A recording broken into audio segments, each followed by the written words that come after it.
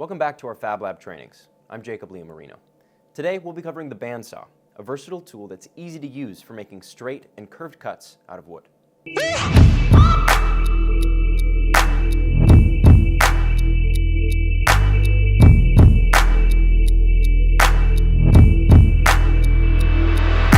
With our other yellow tools, make sure you have your glasses, the air is turned on, and the blast gate is open. The blast gate for the bandsaw is here. The bandsaw has a blade support structure here. Loosen with this screw back here and adjust like this. You want the support structure to be about 1/4 inch above your wood when cutting. Once you've found the correct position, tighten the screw and you're ready to go. Operation of the bandsaw is relatively straightforward. Make sure you have your glasses on, the air is on, the blast gate is open, and then press start. When cutting your material, slowly but steadily push your wood through the blade to cut. Make sure to keep your hands clear of the blade when cutting.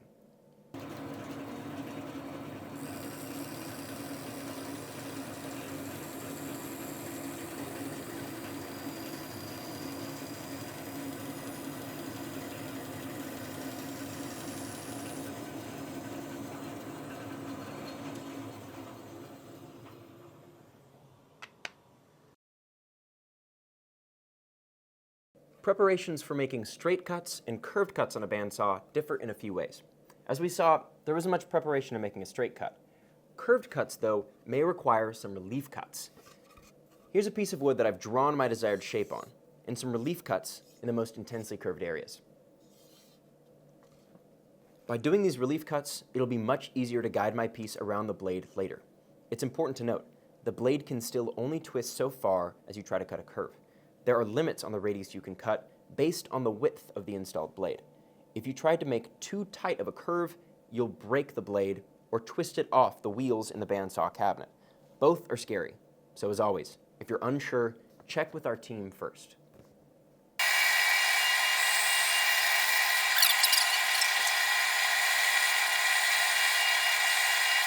For pieces that require precise dimensions, it may be easiest to cut just outside the cut line and then finish to your desired dimensions using a sander.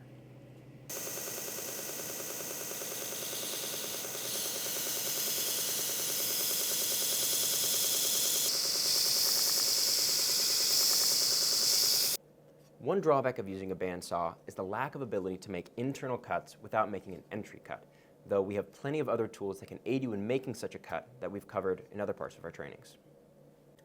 Once you're done, make sure to turn off the bandsaw, close the blast gate, and if no one else is using tools that require the air, turn off the air. That just about covers it for use of the bandsaw. Remember, if you have any questions, don't hesitate to ask. I'm Jacob Marino at the OU Fabrication Lab. What will you make?